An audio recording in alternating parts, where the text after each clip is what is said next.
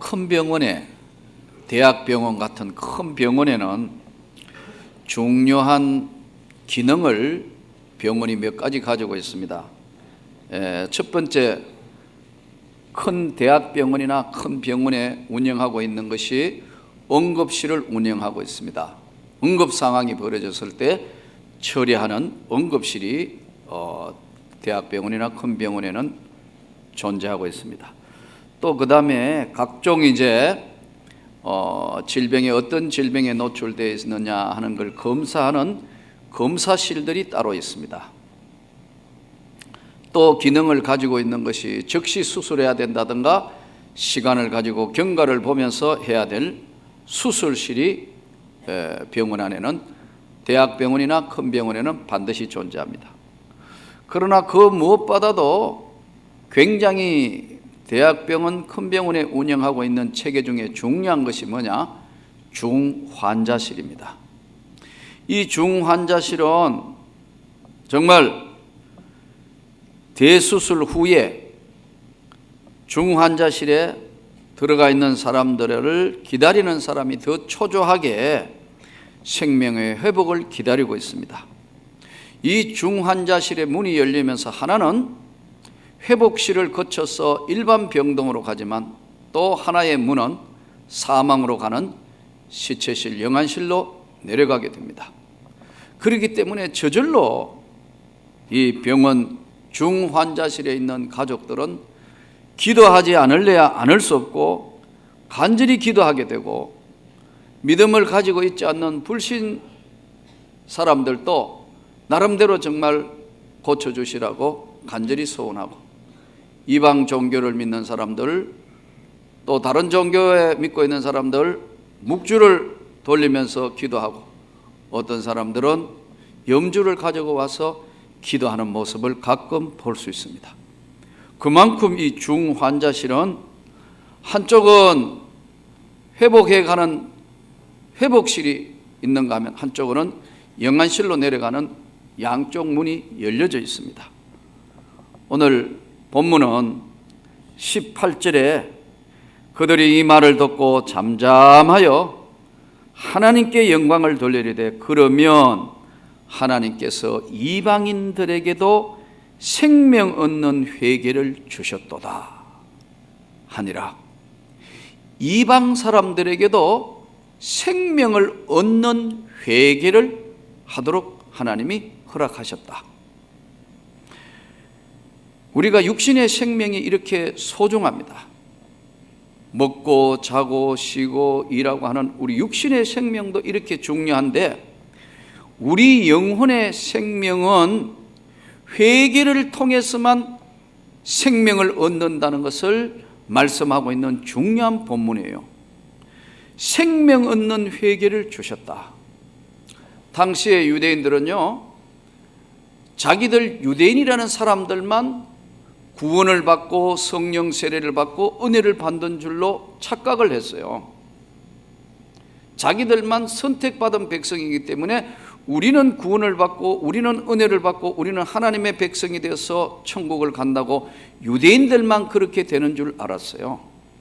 그래서 이방 사람들, 다른 나라 사람들 또는 다른 족속들은 생명인이 구원을 받는다는 것을 아예 인정도 하지 않았고 그들의 의식 세계에 그 자체가 없었습니다. 아브라함과 다윗의 자손만 구원을 받는 거로 생각을 했습니다. 그런데 예수님께서 이 땅에 오셔서 하신 말씀이 그겁니다. 유대와 사마리아와 땅끝까지 가서 복음을 전해라. 나의 백성들이 구원을 받도록 가서 전해라. 그래서 나타난 것이, 저들은 유대인만 구원을 받는 줄 알았는데 이달리아대 군대 장관인 백부장이 성령의 놀라운 은혜를 성령 세례 받으며 구원을 받는 걸 통해서 하나님께서는 복음이 대로마 제국으로 흘러가도록 진행하시는 역사의 이정표를 바꾸어 놓는 사건이 바로 고넬료 사건입니다. 당시의 사람들은 절대로 유대인 외에는 구원을 받을 수 없다고 생각하는 그들에게 하나님께서 저들을 성령 세례 주시면서 새로운 로마를 향해서 전 세계에 예수의 생명의 복음이 전거되는 대전환이 이루어지는 사건이 오늘 바로 읽었던 본문에 생명 얻는 회개를 주셨다. 오늘 생명의 눈물, 은혜의 눈물. 그래서요, 건강한 신앙생활을 하고 바른 올바른 신앙생활을 하려면요, 선행되는 것이 몇 가지 있습니다. 첫 번째는 반드시 한 번은 회개 체험이 있어요. 눈물을 흘리면서 주님 때문에 가슴을 치면서 지나온 삶을 돌아보면서 하나님 너무너무 감사합니다. 나같이 부족한 인생을 구원해 주시고 웬 은혜인지 웬 사랑인지 내가 주님을 믿게 되었다는 것 정말 감사해서 흘리는 생명의 눈물. 이 생명의 눈물, 새로 인생을 산다는 이 눈물은 최고의 평안이고 축복이고 새 생명을 얻게 하는, 반드시 한 번은 믿는 자들이 통과하는 회개 체험이라는 겁니다. 이 회개 체험을 통해서요, 우리는 주님의 영광의 세계 생명이 성령으로 우리에게 믿음을 주시면서 은혜로 역사하시는 겁니다. 이것을 거듭났다, 구원을 받았다, 성령의 세례를 받았다, 이렇게 말씀합니다. 회개 체험. 다 한 번은 이 경험을 통해서 주님을 영접합니다. 이 회개 체험 때 우리는 눈물이 바로 생명의 눈물이고 은혜의 눈물입니다. 저는 여러분에게, 저에게도 마르지 않는 눈물의 은혜의 축복이 있기를 바랍니다. 또 하나는요, 기도의 응답입니다. 은혜를 받고 난 뒤에 신앙생활하면서 내가 간절히 기도했는데 하나님께서 이 일을 이루게 해주셨다는 확신이 오는 기도의 응답 체험이에요. 직장에서 또는 삶을 전환해야 되는 중요한 문제에서, 결혼 문제라든가 자녀 문제라든가 아주 정말 힘들고 어려운 가운데 하나님이 내 기도를 들어주시고 이렇게 나를 인도해 주셨구나 하는 것을 지나온 삶을 통해서 또는 현재를 통해서 이 기도의 응답 체험을 하는 것이 바로 건강한 신앙생활을 하는 것을, 이것을 우리는 성령의 은혜의 체험이라, 기도의 응답의 체험을 받습니다. 나는 여러분에게도 많은 간증과 은혜의 체험이 있는 줄로 믿습니다. 이 기도의 은혜의 체험. 또 하나는 봉사의 체험입니다. 내가 주님을 위해서 작은 일이라도 교사를 하고 찬양대를 하고 또 부엌 일을 하고 안내를 하고 또 차량 봉사를 하고 여러 가지 일을 하면서 주님의 나라를 위해서 내가 최선을 다했을 때 주님이 나에게 주시는 기쁨이 있어요. 주의 일은 기쁨이 있어요. 주님의 나라를 위해서 헌금했을 때는 그 기쁨이 있어요. 세상이 주는 기쁨과 다른 거예요. 내가 선교를 위해서 또는 주님의 몸된 교회를 위해서 여러 가지로 내가 헌신하면, 내가 하나님 앞에 헌신하고 봉사했을 때 내 영혼에는 기쁨이 넘치는 거, 이게 뭐냐 하면 희생과 봉사의 체험이에요. 저는 여러분들이 한번 눈물을 흘리며 주님 때문에 은혜 입었던 회개의 체험이 되살아나기를 원합니다. 제가 신학교 갔을 때에 참 늦은 나이에 신학교 가가 예배드리면 신학대학원 1학년, 2학년 때 양재에 있을 때 참 많이 울었어요. 예배 드리고 난 뒤에는 후 찬양을 하는데 내 영혼이 은총 입어 중한 죄짐 벗고 보니 슬픔 많은 이 세상도 천국으로 하도다. 찬양하면 예배 때 이 마음이 진정이 안 돼가지고 그냥 엎드려서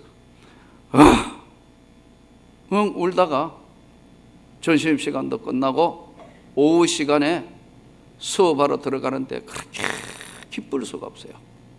내 영혼이 은총 입어 중한 죄짐 벗고 보니 슬픔 많은 이 세상도 천국으로 화도다.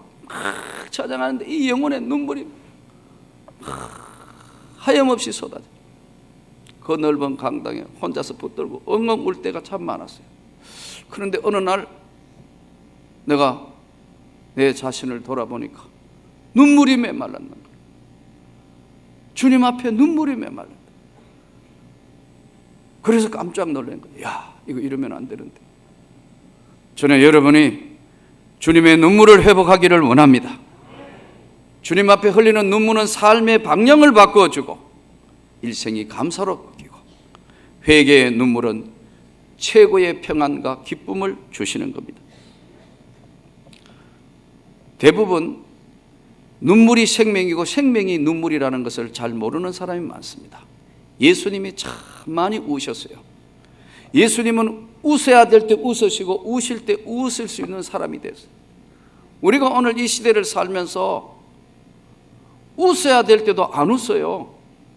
정말 슬픈 걸 보면 울어야 되는데 안 울어요. 왜냐하면 너무 오래돼 가지고 굳어져서 마네킹이 돼버렸어요. 여러분, 마네킹이 뭔지 아시죠? 백화점에 이렇게 옷을 걸어놓은 마네킹, 얼른 보면 사람 같아요. 마네킹은 웃지 않아요. 웃어야 될 때도 안 웃어요. 울어야 될 때도 안 울어요. 특히 우리나라 남자들은요, 유교의 영향을 대단히 보이지 않게 받기 때문에 어려서부터 그런 훈련을 받았어요. 남자는 딱 일생에 3번 운대요. 군왕이 죽었을 때 울고, 부모가 죽었을 때 울고, 나라가 망했을 때 울으라. 부인이 죽는데도 남자는 울으면 안 돼. 그게 안 울으면 안 되니까 뒤에 가가 이런다. 여러분, 울어야 될 때 울어야 되는데 이게 굳어져 있는 거예요. 또 그런 사람들의 외부의 의식을 너무 하다가 보니까요, 슬플 때 슬프고 웃어야 될 때 웃어야 되는데 웃지 못하는 거예요. 여러분, 이게 오늘 우리 사람들의 정서, 감정, 은혜를 잃어버린 상태가 때문에 그렇습니다. 자존심, 체면, 이런 것들이 많아요. 어떤 병원에 실제 어떤 장로님이 병원장을 하고 있는 병원에 여자분이 입원을 했는데 암사기예요. 현대의학이 이야기하는 치수로 보면 많이 살면 2개월 아니면 3개월이에요. 이 여자분이 믿는 분인데 이제 병원에 왔습니다.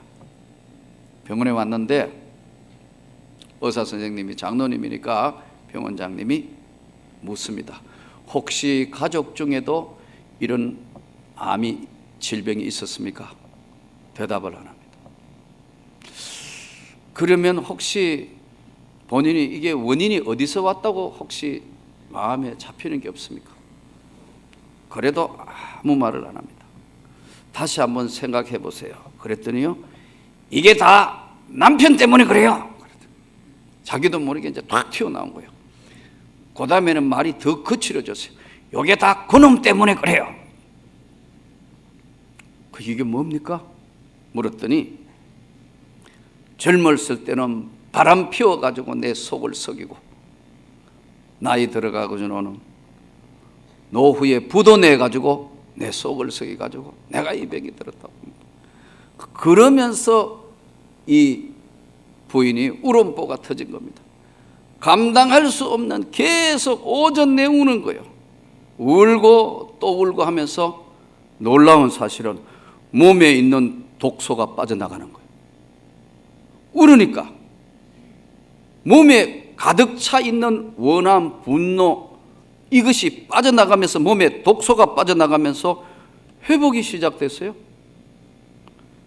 여러분, 이 참 놀라운 사실인데, 요한복음 11장 35절이요, 성경의 가장 짧은 기절입니다. 예수께서 눈물을 흘리시더라. Jesus wept. 딱 이렇게 되어 있어요. 예수님 눈물을 흘리시더라. 예수님은 죽은 나사렛을 보고 눈물을 흘리고, 예루살렘 멸망을 보고 눈물을 흘리고, 예수님은 어린이를 보고 웃고 좋아하시고 다 좋아하시는데, 예수 믿는 우리는 너무 안 닮은 거라. 웃어야 될 때도 안 웃어요. 절대 안 웃어요.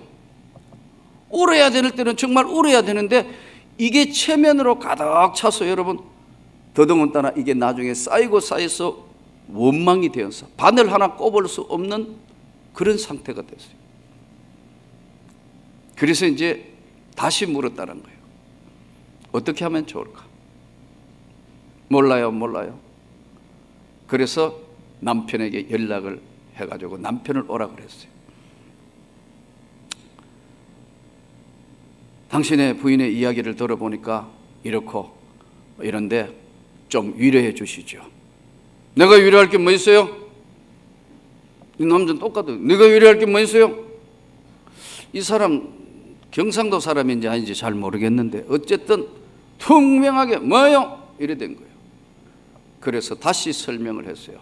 현대의학으로는 2개월 내지 3개월밖에 못 사는 전이가 시작되었고 그렇게 봅니다. 일생 동안 같이 살았으니까 진심으로 사랑하고 용서한다고 손을 한번 잡고 이야기를 해보죠. 마지 못해가지고 의사 선생님이 시키니까 미안해 이러니까 이 부인이 더 화난 거예요.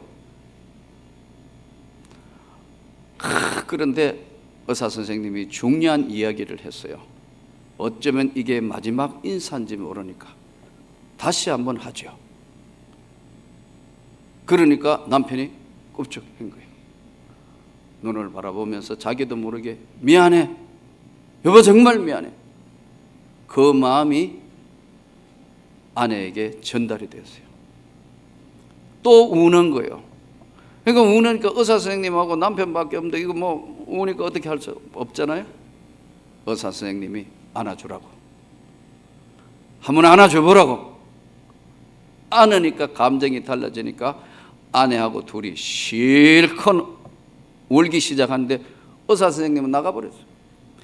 둘이 붙들고 오전 내 울었는데 여러분 놀라운 일이 벌어졌어요. 암을 이길 수 있는 면역세포가 최고로 극대화돼서 그러면서 여러분 나아져 버렸어요. 그래서 2, 3개월 산다는 사람이 10년 이상 지금도 살고 있어요. 여러분 눈물은 축복이고 눈물은 회복입니다. 마네킹은 안 울어요. 마네킹은 웃지 않아요. 그런데 오늘 예수님 말씀대로 생명 얻는 회개할 때 하나님이 성령이 우리에게 강력하게 역사하셔서 물 세례는 인간이 주는 거지만 성령 세례는 하나님이 주실 때 이 주시는 성령 세례는요 치유해 주시는 겁니다. 다시는 재발도 없어요. 능력이 나타나는 거예요. 창조의 손길이 나타나는 겁니다, 여러분. 그래서 이 성령 세례가 중요한 거예요. 인생의 방향을 바꿔놓고 질병의 치료함을 주시고 능력을 주시고 은혜를 주셔서 새로운 새 생명의 근원을 다시 러아흐 하나님의 기운을 영혼에 불어넣어 주시는 것이 성령 세례입니다. 나는 그것을 1986년도에 경험을 해봤어요. 성령의 거대한 생명의 호흡이 우리 영혼에 찾아와 손을 내미는 겁니다. 이 두 분은 막 눈물을 흘리며 남편도 변화됐고 아내도 변화됐고 급속도로 어떤 것으로 치료할 수 없는 면역세포가 최대에 올라옵니다. 예. 그러면서 거기서 치료하고 하다가 더 좋아지고 일상생활을 할 수 있으니까 퇴원하기도 좋다. 여러분 우리에게는 수시로 여러분 눈물이 생명입니다. 눈물이 은혜입니다. 기도해도 눈물이 못 말랐다는 건 이건 정말 놀라운 일입니다. 마네킹이 되어간다는 얘기입니다. 나는 내 자신에게 놀라는 거예요. 이러면 안 되는데 전에는 예배 드릴 때마다 눈물과 은혜가 있었고 말씀 전할 때도 내 영혼에 눈물이 있었는데 이거 큰일 났다 이거. 그래서 금식하고 그래서 기도해야 되는 겁니다.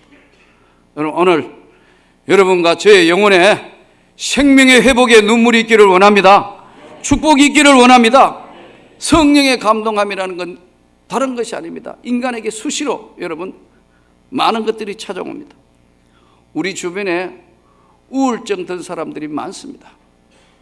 여러분 예수 믿는다고 우울증 안 든다 천만에요. 언제나 누구에게나 찾아옵니다. 정신의학회 학회 보고를 보니까 8%에서 25%가 일반 사람들이 보통 우울증을 경험하는 거라고 그래요. 8%에서 25%. 그런데 믿는 사람이든 안 믿는 사람이든 누구에게나 찾아옵니다. 잠깐 찾아왔다가 믿는 사람은 그걸 극도 눈물과 웃음과 하나님의 말씀으로 성령의 능력으로 치유되는 것이지, 어떨 때는 우울증이 더 누르면 병이 발병할 수도 있습니다. 한자로 보니까 우울증이요, 근심할 우, 막힐 울이더라고. 근심으로 막혔다. 우울증. 우울증은 또 단순한 우울증만 계속 반복된 것을 반복성 우울증이라고 그러더라고요. 보니까 책자에 보니까요. 또 하나는 우울증과 조증이 어느 날은 너무너무 우울하고 어느 날은 너무너무 갑자기 막 기분이 좋아가 기분파가 되는 우울과 조율이 함께 오는 것을 양극성 우울증이라. 이거는 1957년도에 정신의학에서 발견한 거예요. 그런데 이 우울증이 얼마나 오래됐냐면요, 의사 선생님들이 의사 될 때 소위 서약하는 히포크라테스 서약이라는 게 있는데, 이 서약 전에, 히포크라테스 전에 400년 전에 유럽 의학에는 이미 우울증이 병명이 있어가지고 이걸 어떻게 치료하느냐 하는 것이, 우울증 정세 치료하는 방법이 나와 있습니다. 여러분, 오늘 수시도 때도 없이 우리에게 이 우울한 것이 찾아옵니다. 직장에 갑자기 퇴직을 했다. 갑자기 부도가 났다. 사고가 났다. 큰 문제가 내 영혼에 찾아왔다. 자기도 모르게 기도해야 되는 줄 알지만 눌려지는 상태일 때는요, 이 정신과 의학자 중에는 프로이드와 거의 맞먹는 훌륭한 아론 백이라는 사람이 쓴 우울에 대한 그 정체에 보니까, 우울은 한마디로 뭐냐? 자기 상실. 자기를 상실해버려. 그러면 내 영혼의 우울한 그림자가 확 누려서 밤낮 없다, 잠 잘 수 없다, 여러 가지 모든 것들이 분노, 여러 가지 어떤 모든 것들이 다 자기를 찾아오는데, 이것이 정리해 보니까요, 자기 부정, 자기 자신을 인정을 못해. 또 세상 모든 것 전부 비판해요. 부정. 여러분이 부정하지 마시기 바랍니다. 그러면 여러분에게도 우울이 찾아올 수 있습니다. 미래를 부정한다. 난 희망이 없다. 우리는 희망이 없다. 그래서 여러분, 우울이 시작되면 자기도 모르게 깊어져서 자살로 들어가는 엄청난 일이 벌어지는 겁니다. 성령으로 충만하기를 원합니다. 말씀으로 충만하기를 원합니다. 그러면서 내 영혼의 주여 성령 세례 주시고 날마다 때마다 충만하여 이기게 하여 주옵소서. 패배주의로 다 모든 걸 다 세상을 부정하고 자기를 부정하고 또 앞으로 미래에 열려질 세계도 다 부정해버린 엄청난 상태로 들어가게 되는 겁니다. 오늘 눈물을 흘리면서 생명 얻는 회개, 저들에게도 하나님이 생명 얻는 회개를 주셨다. 눈물이 회복되고 은혜가 회복되고 기도할 때 울음이 회복되고 웃어야 될 때 마음껏 웃을 수 있는 하나님의 성령으로 우리 영혼이 가득해지기를 원합니다. 성경에 보면요, 우울해서 정말 죽을 수밖에 없는 사람들 드러나옵니다. 대표적인 사람이 요셉입니다. 형들에게 배신당했어요. 형제에게 팔려가지고, 여러분, 형제에게 배신당해서 노예로 팔렸어요. 그래도 마음 잡고 가가지고 노예 생활이지만 열심히 그 보디발의 집에 충성했는데, 어느 날 안주인이 자기를 유혹하는 걸 뿌리치고 도망간 것 때문에 여러분 누명을 쓰게 돼서 감옥에 가게 돼요. 이쯤 되면 거의 다가 우울 정세에 아마 죽을 수밖에 없는데, 하나님이 요셉에게 은혜를 주셨더라. 그 감옥에 있는 요셉에게도, 내일의 희망이 없는 요셉에게 하나님이 은혜를 주셨더라. 하나님이 은혜를 주시니까 하나님이 함께 하셔서 은혜를 주셨다. 그러니까 오히려 술과는 떡과는 요셉에게 찾아와서 꿈을 해몽해 달라 그럽니다. 여러분, 오늘 우리 삶이 참 팍팍할 때 있고 어렵습니다. 생명 얻는 회개, 성령 세례는 인간이 주는 것이 아닙니다. 하나님이 주시는, 위로부터 주시는 이 능력의 세계, 은혜의 세계, 창조의 세계, 새로 살아나는 세계, 여기는 치료의 역사도 있고 능력의 역사도 있고 하나님의 권능의 역사도 있습니다. 그 주님의 은혜를 오늘 또 붙듭시다. 그 은혜를 다시 회복합시다. 그래서 주님, 생명 얻는 회개를 통해서 내가 혹시 길을 가다가 잘못 방향으로 갔다 할지라도 합력하여 선을 이루시는 하나님이 다시 원상 회복시켜 주옵소서. 더 좋은 것으로 채워 주옵소서.